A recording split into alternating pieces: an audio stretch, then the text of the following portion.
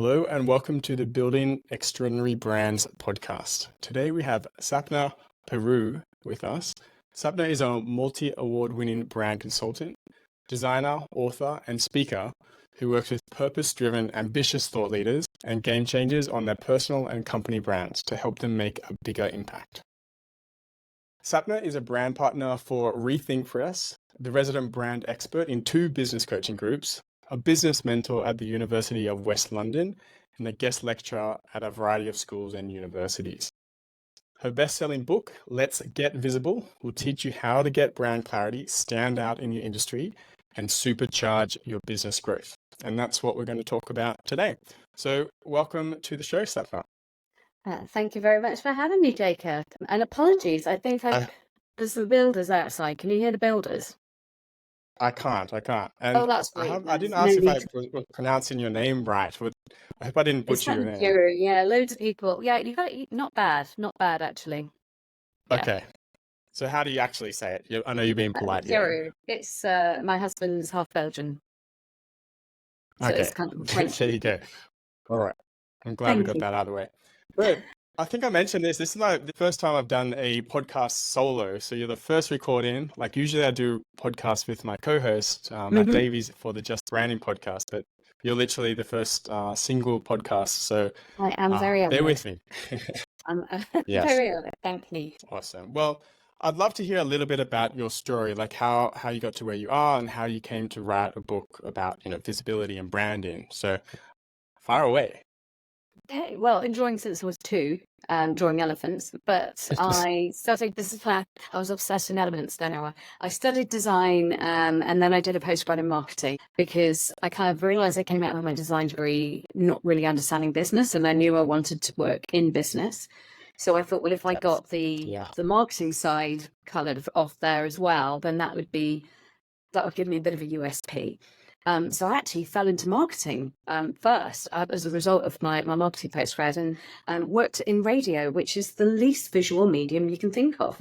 But whilst I was there, I was in the marketing department, briefing out agencies, briefing out designers. We still needed marketing collateral. We still needed campaigns running. I have to say, I actually found the design process quite frustrating, possibly because I was a designer myself. But I found that whole process of, giving a brief and then that whole back and forth of amends from client to designer, and I found that quite frustrating. And so my answer at the time was, John, can you just get us a Mac? I'll bring it in-house and we'll do it better, faster and cheaper. Because I had the skill set. So I set up probably the world's first in-house design department for a radio group. I didn't in the world. And then from that, obviously, there wasn't much career progression in radio for the visual side. So I ended up going and working in design agencies. Again, I got a little bit frustrated with having account handlers being between me and the client. And I missed working in radio, actually. It was quite fun. I got to mingle with pop stars and go to gigs. So I went back into radio. And I've then spent the next, 18 years working on the media side. So radio, magazines, in the end, TV, online, digital events. So I was kind of working with big UK brands like Kiss 100, Empire Magazine, FHM, Grazia. Some of these are global brands as well. So what were you doing inside these? Like 18 years ago, there's no short time. So like, what were you actually doing for these brands? So I was amplifying kind of consumer brands. So things like clients like Sony Ericsson, everything from Sony Ericsson to Rimmel to Mercedes to Carrots, Clinique. I was helping them amplify their brands on these media platforms. So we'd run campaigns, but they were not advertising campaigns. They were content driven and content led campaigns. For example, for Sony Ericsson, it was the Sony Ericsson Empire Awards.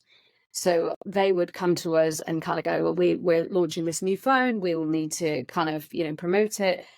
Here's a platform. I'd sort of say to them, here's a platform, and there's a sponsorship deal here. There's an event that you'll get advertorials, you'll get a microsite or a kind of part of the website. We'll build this app for you. And kind of just, it was a media partnership, but also a paid for thing. And so it was always about brands. I was always working with designers because obviously there'd be designers that needed to make those advertorials happen. that would create the branding at the events themselves. So, you know, there was web developers that I was dealing with. So I became more of kind of the strategist in that role, where I was kind of like, this is how we're going to amplify your brand. This is going to be the messaging. This is going to be the creative around it. And then I had a team to make it happen. So I did that for quite a while, and I absolutely loved it. Worked for the likes of EMAP, now Bauer Media, Christmas Radio Group, and Telegraph in the UK, Mirror Group newspapers, all UK brands, but working with a lot of global brands and making those happen. And obviously the design background helped when I was dealing with designers. Yeah. So design, marketing, radio, and then like, where's the jump to the book? So the jump to the book came when I became, kids changed everything for me. I did go back into media after the first one, but after the second one, I stopped working. I actually got postnatal depression and didn't work for a couple of years. And then we just thought, well, you know what? My husband was setting up his business. So I thought, well, I'll stay at home and raise kids. And I was also studying for an interior design degree at the time, because I thought I was going to be an interior designer when I grew up. I'm still waiting to grow up, by the way. And so we did that, and then he started his business. I did his branding because it was in my skill set. His branding got picked up at an entrepreneurial event by the speaker, and waved in the air as the gold standard. And he said, "This, guys, is what you should be aiming for with your brand brochure." And cut a long story short, my husband came home that day with 7 business cards of people who wanted to work with me on their brands and on their brochures, and I was like, what? Hang on, where was this? So I wrote back to them and I said, look, I've still got 6 weeks to go on my interior design course. Can you wait? And a few of them couldn't wait, but a few of them could. So that's how my accidental brand consultancy began, because I realized that I had the design skill, the marketing, the advertising, the comms. I'd been the client. I understood their pain points. I'd also been the designer. And so that's how my design consultancy began. The book came as a result of doing Daniel Priestley. Have you heard of Daniel Priestley's Yes, I have one of his books. Yes. Key Person of Influence. Right, good book for you that. The Key Person of Influence. Right, okay. So I did think the course. 2015 model number. Right. So you did the course. I went to one of the workshops. I didn't end up doing the course, but yeah, I've signed up for one of his workshops tomorrow. Yeah. I mean, he's a great guy, and he was actually saying to me, Sapna, you've got to do KPI, because you're basically working with my clients. Like, that I don't have understood what these figures are supposed to. So I ended up doing the course. As a result of that, I wrote my book. Part of the course is they've got the 5 Ps, and one of them is publish. So not everybody who does the course ends up going to write a book, because actually it's a ton of hard work. And it kind of consumes you. It kind of takes over everything. But I set myself a challenge, joined a separate book coaching course as well, because I kind of need accountability. And the challenge was to write and publish my book within a year. So that's what I did. And that was Let's Be Visible. Shane's plug. Let's get visible. Well, let's dive in. We have the backstory, which is awesome. Yeah. So marketing, design, radio, and KPI, kind of like force you into getting it done. Yeah. Let's talk about the book. Like, how does one get visible? Like how where do we start with this? So it's interesting, because I don't know. I mean, I think you've probably got over the fear, but I think for a lot of creatives, and I always used to think, oh, can't my work just speak for itself? My work is good enough. Can't that just be the thing? And I was quite happy to be in that point. It's not going to cut it. It's not going to cut it. But I was actually quite a private person. I still am quite a private person. And so I would just push out like the case studies and stay behind. And then I wrote the book, and I had so much imposter syndrome, you wouldn't believe it, about writing the book. Are people going to like it? What people don't agree with it, or it doesn't really matter. It's my experience, but I needed to have a lot of coaching to get through that. And actually, then it won a Business Book Award. It actually won Business Book Award for Startup Inspiration at the Business Book Awards. Nice. So I was like, wow, that was validation. And my social media lady said to her, you do realize now you've written a book called Let's Get Visible. You're going to have to get visible. And she pointed the camera phone at me. And that was like 4 years ago.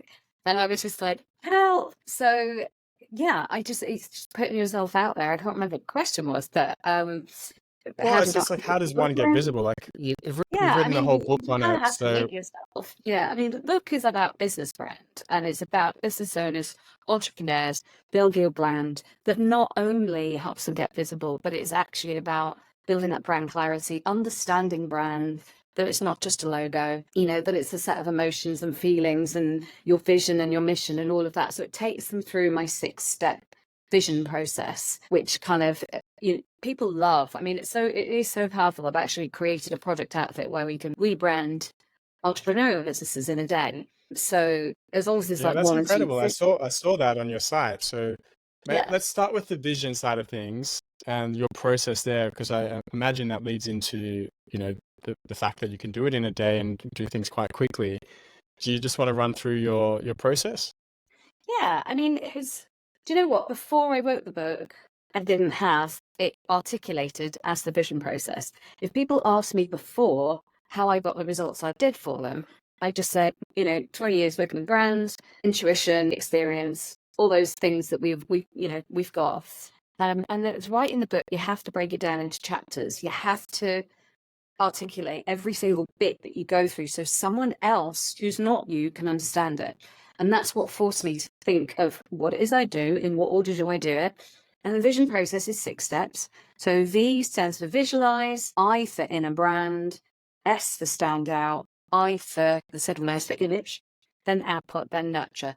The first 3 steps are all strategy. So we focus on strategy in the morning. So visualize is when we talk about aspirational brands, we talk about the company vision and the customer vision. So who they are, where they want to be.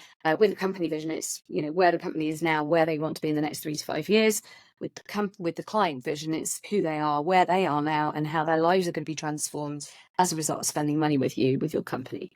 So that's kind of V. The first bit about aspirational brands is a little exercise I get my clients to do, to get them thinking about brand, not just logo, and think about brands that they aspire their company to be like. So, for example, Jacob, I think you'll like this exercise, and it's one I came up with myself, but clients love it. So you think about brands that you kind of think, one day I want my company to be thought of in that way, or I want my company to behave in that way, or I want to demonstrate the same values, or I want to stand for the same things, or I want to be as innovative. Are there any brands that you admire and you kind of go, I'd like my company to be like that? And it doesn't have to be in the same industry. Yep.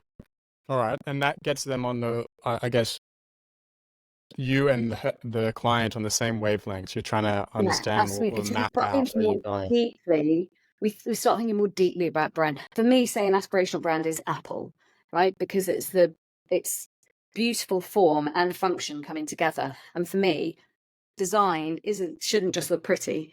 It should also work for the business. So Apple's a great aspiration to keep in mind for the way that my design process works. It has to be seamless. It has to be form and function. So we go through that V, then we go through I, inner brand, which is something that I've called the inner brand because it fitted in with the word vision, but it's kind of the heart and soul of the brand. It's your brand values, it's your brand personality, and it's your brand voice. And so I group those together because it's really how the brand is going to feel, and it's how it's going to make that emotional connection. So we get clarity around that, we work on that. This is all in the morning. And then we go to stand out, which is where we start in visual, and we start looking at branding, competitor analysis, looking at competitors' brands, realizing what works, what doesn't work. It's also a great, opportunity to find out what the client likes and what the client doesn't like. We start building a mood board together. It's the same design process that a lot of designers go through, but just accelerated. Because I've got superpowers and I can do it. But that's all about my Supergirl t-shirt. I wear a lot of superhero t-shirts, because like my clients are just like, wow, you've got superpowers. So that's kind of all the strategy part, and then we kind of end up in the morning with a design strategy that we then have a break and we move into the afternoon with the second I is the image. So we'll start on the logo design, and then once that's signed off, we have a champagne break. And So you're doing this on all in a day, like even we the get all logo over design day. and everything. Okay. Yeah, the whole design. So they get assigned before I go. That's usually about 3:30 in the afternoon. If it gets getting towards 4, I start getting twitchy. And then for the rest of the afternoon, we're building out the brand guidelines. So that's O for output, which is where we start looking at colors and fonts and imagery, iconography, start putting it all together. I'll do like mock-ups so that they can see what that will look like on a web page and what that will look like in social media posts. And that's how we round off the afternoon. And the N is for nurture, which is basically how they then roll the brand out after the day. Okay. And that can be in a series of kind of follow-on power hours. But I always say to my clients, they've got me on speed dial. They can always contact. The N is like, as they're rolling it out, if they've got any questions, they can always come back to me. And I'm happy to give them feedback for free forever. Because I Okay. want them to have their brand looking good, right? I don't want their brands going out looking terrible, because that reflects badly on me. Yeah, totally. And I have so many questions around this because like I'm sure our listeners will be like, wow, you're doing strategy and design and launching a brand in a day. That's crazy. Like We there's create it, definitely we don't pros and launch it anyway. cons. Yeah.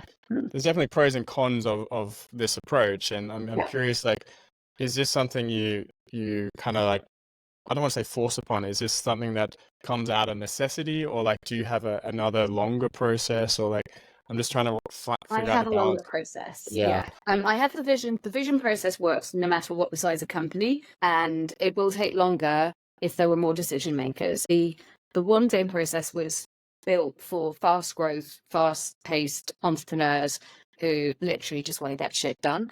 And there's Mhm. quite a lot of them. And so for a lot of I was a brand mentor for a program called Shifts to Success, which was helping police officers out of the organization and into love for entrepreneurship. And so I had my regular packages, which was like 3 or 4 weeks onwards, like working with me for a length of Yeah. time. And it Yep. was working through the vision process, but over a normal period of time. And they were asking if they didn't work with me, that they couldn't afford to work with me. So one of the other business coaches said, well, why don't you do a 1-day version? And I was like, well, I couldn't possibly do what I do in a day. Thank you. I couldn't possibly do what I do in a day, darling. And I started thinking about it, and I tried it out with a couple of friends who were starting up businesses, and I was like, do you mind going to gig it? Then I thought, well, F me. Actually, we can do something. It is a pair. Is it a pared down version? Yes, you get more if you work with me for a longer period of time. But for these people, it's still a good amount of stuff that you're getting that will propel you forward. And then they may choose to work with me for other assets after the day, and they need X, Y, and Z. But it's a great way to actually start that process. And for a lot of people, if it's putting them off and they can't face going through rebrandings, it's going to take too much time now. It's a great solution. Okay. That, All right. So we've understood. business people in the room, like decision makers. Yes. Sorry, there's a bit of a delay on here, but I had some questions about going deeper though. So we've looked at like your history, the book, and like your approach, like your 1-day approach. I want to go a little bit deeper and talk about some of the smaller details. You've talked about business brands and personal brands, and like how do these intersect? Like what's the difference in your eyes around like a business brand and personal brand, and like how do they interact? For someone listening on the show into this, like how important is it to build one or the other or both? A few Well, it questions there. is. Yeah, there's a lot of questions there. So I get this a lot, especially for founder-led businesses, where they're like, do I build my business brand or do I build my personal brand? The answer is both. If you look at this is for any size of business. If you look at someone like Richard Branson, he's got like however many million followers on Instagram, but then you look at Virgin, the company brand, and it's then got like 200,000 or something. So people connect with people. So as you're the founder of a company, as you've experienced as well, Jake, you are very much the face of your brand. And you are front and center because people want to make that connection with you and they want to know about you. So that's important. As I realized when I started my own business for the first 4 years, I didn't put myself in the limelight. And it kind of gives you a point of difference by creating and building your personal brand. You have a personal brand, whether you're working on it or not, by the way. Everybody's got a personal brand because everybody's got an opinion about you, whether they know you or not, whether they, have worked with you or not. They'll have an idea about what you're about. So it's about intentionally working on that and making sure that the personal brand you're putting out there is going to help build your business, and help your business brand as well. So yes, you can put out a logo of a business, but nobody's going to connect emotionally unless you've got a lot of budget, like Adidas or Apple, where they've got the tons of, budget and time and decades to make an emotional connection with you, with their brand, with advertising campaigns, and content-led campaigns. You're not going to be able to do that. The fastest track to building your business brand is to actually build your personal brand as well. Does that answer the question? Yeah, absolutely. So how do you go about, what do you focus on first, or what's the process that someone would use to, work on both? Well, it's funny you should ask that, actually, because I've been doing some talks around personal brand. I'm starting to get people coming to me, entrepreneurs coming to me saying, Sapna, I don't need a rebrand. I want you to help me build my personal brand. And I was like, a little part of me, again, the imposter syndrome. And I was thinking, why are they coming to me? I do business brands. But then my publisher laughed and she was like, Sapna, you've built your personal brand, so well that that's what they're looking at. They want guidance on that.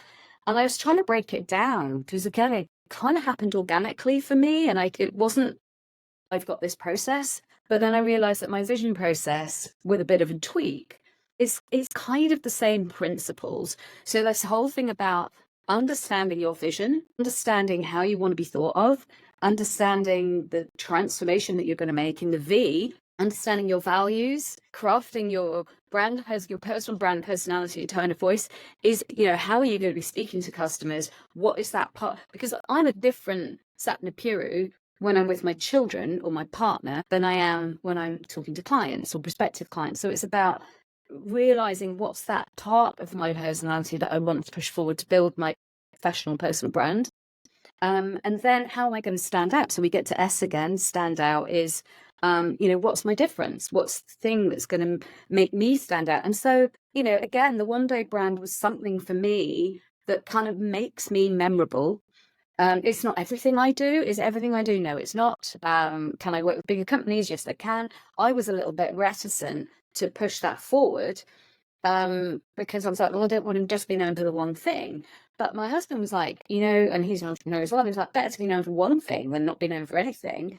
And it's kind of like, yeah, it's a hook, it's an angle. It doesn't mean that every conversation ends up with a one-day brand. It means that people remember me. And part of being chosen, people can't buy from you if you're not visible and if you're not remembered. So those are kind of building on that. And then we go to image, which is where we start thinking, well, actually, how are you going to show up? What are you going to be wearing? Have you got, something that people, again, it's that visual. For me, it is the color red. My book was red, so I wore red when I accepted. When I went up to give my book speech, when I won my award, when I got speaking engagements, people expected me to be wearing red. Now, if I go to networking events, in lockdown, I wasn't going to be wearing fancy red dresses. All my talks got cancelled, so I've been booked to go on stages, and everything went in lockdown. So I was like, shit, what have I got? Sorry, I've got something red. I had a Wonder Woman t-shirt because I've got boys and one of them had a superhero party a couple of years previously. Pulled on my Wonder Woman t-shirt and people loved it because it brought red into the Zoom room. But I wasn't wearing a fancy dress because I was homeschooling. So it sounds very organic and it makes you stand out. Huh? And it makes you stand out. The red and the super matches your book. It does, but also people were pulling me. Those police officers were calling me super sass when I'd done a rebrand. And like, super sass strikes again. I love it. So it kind of just, I leaned into it and just went with it. And people find it fun. I've got another little not backstory, but a side story was that I got breast cancer at the back end of 2022. And actually had my mastectomy and didn't know if I was going to need chemotherapy or not. So I might have lost my hair. Now I booked a brand shoot. Coincidentally, I booked a brand shoot before I got diagnosed.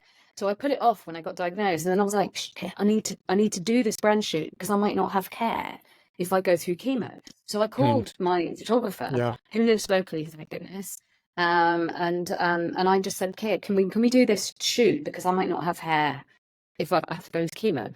So by this point I had a whole range of superhero t-shirts. We were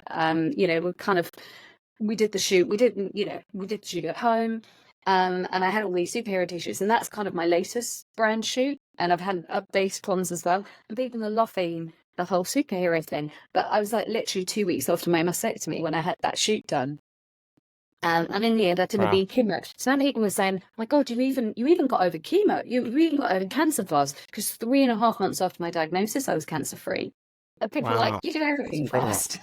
So there was this whole superhero vibe. I was like, "You really are Supergirl. You really are Superwoman." So that was kind of quite funny. So I've just leaned into it and continued with that. So the image bit is really important to get back. That sounds very much like the flamingos and our brand at Just Creative.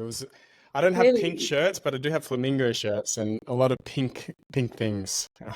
people And buying yeah, your it just happened flamingos naturally. then. Yeah, I have like so many flamingo gifts and theme things and like all sorts. And yeah, I kind of Now, leaned into it why this there's year no as well, pink in and your kind background? Is it pink in your background? it is pink in the background. So I have a little pink light here and pink neon thing in the background. You can actually see a flamingo there if I Oh, move out of right, the way. yeah. Yep. So So, and how did that yes. all happen then? So you're red and superheroes and pink and flamingos. But yeah, it's very natural. How did your pink All right. So flamingo thing? Sorry, I was just asking you. How did your pink flamingo thing happen? yeah, good questions. It was a natural thing. I actually did a pro bono job for a friend, a gym, and they had a theme of like a lion, and they had like it's like be fearless and raw and like things around the lion, and it got me thinking like I don't have a mascot for our brand. What animal would represent Just Creative? And we had pink as our branding since like 2007. And the flamingo Okay. came up, not just because it was pink, but because it also had the values that we held, held high, like standing out and being Mm. balanced and vivid and creative and, joyful. And, I just posted this, a couple of flamingo related images, and I created a poster for my office. And just that alone kind of spurred an influx of like photos of flamingos, and this reminded me of you. And people are associating flamingos with our brand, and Yes. that kind of just went on for a year or two, like very casually. And then AI came out, and I was experimenting with different like flamingo mascots, and that went on for about a year. And then I hired Fiverr designers to like create my own mascot, and that turned out not very good. And then I found and in that process, someone reached out to me and slid into my DMs like, we're 3D animators, would love to create the mascot for you. And I said Wow. yes, and they had a brilliant work. And we went through the whole process and created like this cool mascot that we've got animated, and we're making it like actual 3D figurine, printable figurine now. So that's the short story, I guess, of Oh, how the wow. flamingo Oh, came to that's something. be. And that His name's Pinky. is Pinky. I mean, so Pinky happened organically as well, really. It's I think some of the best Yep. parts of a brand come almost naturally because you're kind of leaning into the energy that you're creating already or that other people are seeing. And I Yeah, think absolutely. And we kind yeah, of took that theme and played with it. Like now our theme is like stand the flock out and, I let's love it. flame and go. And yeah, so Yeah. that's what we lean into now, and that's what we're remembered for. Yeah.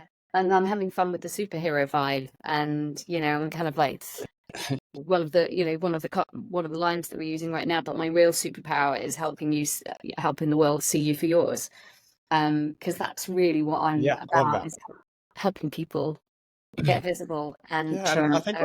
I think we're onto something here, Saps. I don't know if people go Saps, but that came out. Super People Saps. who know me really well, and you, so that's cool. Okay. Well, yeah, you said Super Saps, so let's just go Yeah, I Super did Sap. actually. That's true.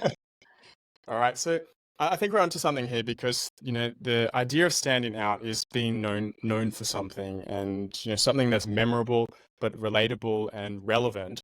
So Mhm. it kind of hints on like ways to stand out. But let's go that a little bit deeper and talk about other ways we can stand out in today's day and age. It's very competitive. The markets are saturated. Like, how do we stand out? So apart from all the things that I was just talking about there, we're going on to the O part, which Yeah. is kind of output. And as Daniel Priestley says, you can't consume your way to success. So you have to start producing. You have to start producing assets, producing content. You know, for you, you're creating your podcast. For me, I wrote a book. You know, there's different ways of doing it. That's winning awards. Yep. That adds credibility. That helps you again kind of elevate your own brand, your own personal brand out of the, you know, everyone else. So again, it's giving people ways to be more memorable, but in terms of kind of the output that they're creating. So that, you know, that could be video, you could be a YouTube star, you could be on TikTok. You find a platform that works for you, and that's going to help you be remembered, and help you to show your own brand values in another different way, I think. There's just too many people that are just doing the work but not showing up for doing the work. So they're very much in the background, and you're not going to build your personal brand that way. Okay. So standing out is it's being known for something and by sharing value and content and putting yourself out there, but in a way that's memorable and relatable to the service offerings that you provide. Yeah, absolutely. So also in your book, you talk about the psychology of brand, and I know you have like a little framework in there, like do, say, and see. Do you want to Yeah. share a little bit about that? Okay, cool. So do say see, my do say see model was a way to explain the 3 pillars of building brand. So that's the model where there's 3 concentric circles, concentric Venn diagram. Yes. And So so yeah, classic Venn diagram. So just for our podcast listeners, if you're not watching on video, it says do, say, do, see, and say in like a triple Venn diagram, like 3 circles, and in the middle and is there's your brand. like interlocking bits. That the overlap bits are kind of like, you know, like I said, the danger zones. But the bit in the middle, they all overlap and come together, is where you build a brand. Now I call these 3 circles, they're almost like legs of a stool. So without one of them, the stool will topple, and you need all 3. So the do is basically what business does. And so when any business owner is thinking about building their brand, they need to actually stand for something. What is it we're creating? What do we stand for? How are we going to provide this service? Is it online? Is it offline? Is it, you know, one-to-one, one-to-many? Do I need a team? Do I need premises? All of the do is kind of not just what you're selling, but it's the nuts and bolts of business. Then once they've got that clear, they move to how are we going to communicate it? Because if you don't tell people that you've got a business, then you haven't got a business. So that's where the say comes in. So they'll think about what's my business name, what's my positioning, how, you know, what am I going to put in my social media posts? Am I going to be writing blogs about this? What's my advertising campaigns going to be about? Everything that's written and spoken. It's your elevator pitch. It's like when you walk into a room and people go, so what do you do? All of that is your say. It could be your book, it could be your podcast, or, you know, your videos, your YouTube channel. So all of that is say. And it's the way you communicate your value and the difference that you make. And then you've got your C, which is often, people do it in this order, right? And they kind of then go to Fiverr, they go and get a logo down. I'll slap a logo on it, because I just want to get going now. I kind of worked out what I'm doing and what I stand for, and I just want to slap a logo on it and get going. And now, obviously, that doesn't work so great. You said when you went to Fiverr, it didn't work out so well.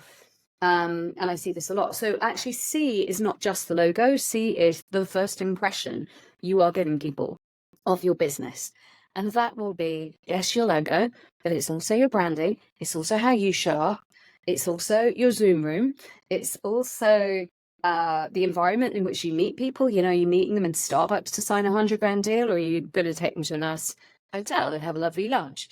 You know, it's kind of the environment of the how you do business. It's every single touch point. It's your website. It's your social media posts. It's the first impression that people are going to get of your brand. Can put them off in seconds. If you click on a website and it doesn't load immediately, if there's that wheel of doom, what do you do? You click off, right? People are impatient. So the importance of those 3 is that business owners come at it from do, say, see, but the psychology of it for consumers is that they come at it the other way. So it's see, say, do. So only if they find brand appealing will they want to engage with it more. We scroll. Do you know how much we scroll in terms of like distance? Do you know the latest Yeah, stats? I don't want to know. It's the height of Mount Everest every 20 days. So your little thumb scrolls the height of Mount Everest That's mental. every 20 days. That's a statistic fact. In 2020, it was the height of Big Ben, which is 96 meters every day. It's now Mount Everest every 20 days. And I think that's Yeah, insane, right? So if that's you don't have crazy. a brand, that's going to catch all you're going on then is the visual at that speed, you have to have a brand that stops the scroll. So only if your brand is attractive and is engaging, connects immediately with your target audience, are you going to get anybody stopping the scroll. Actually, then will they find out what we've got to say, and only then will they find out what you do.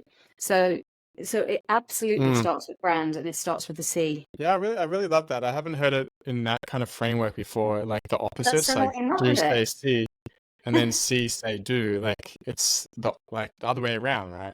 It's like a Yeah. bit of a flip. That's You cool. can use it, but just credit me. Well, so do say see, and then see say do. All Yeah. right. Thank you for sharing that. Awesome. All right. Before we wrap up, was there anything else you want to add? Otherwise, we can ask where to connect with you. No, I think I think you've asked me loads of great questions. Have you got anything we else? have a lot. No, I'm good. Thank Yeah, you. no. Just, buy the Okay, so book. where can people connect with you? I'm mainly on LinkedIn at the moment. So, I've just kind of coming back from the 18-month break from after my illness. So I'm just kind of like playing in one area right now. And That's LinkedIn enough. is where it's at. Okay. All right. So you can grab Sapna's book or Sap's book at, Yeah. Let's Get Visible. Let's And go, yeah. I imagine most major publishers. Amazon So has it. Yeah. thank you so much. There you go. Thank you for having me. Yeah. Awesome. Yeah, Amazon, check it out. I'll also link this out as well.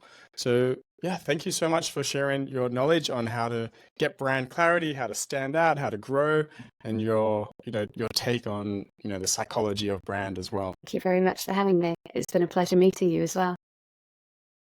Likewise. Cool. Thank you so much. Building extraordinary brands.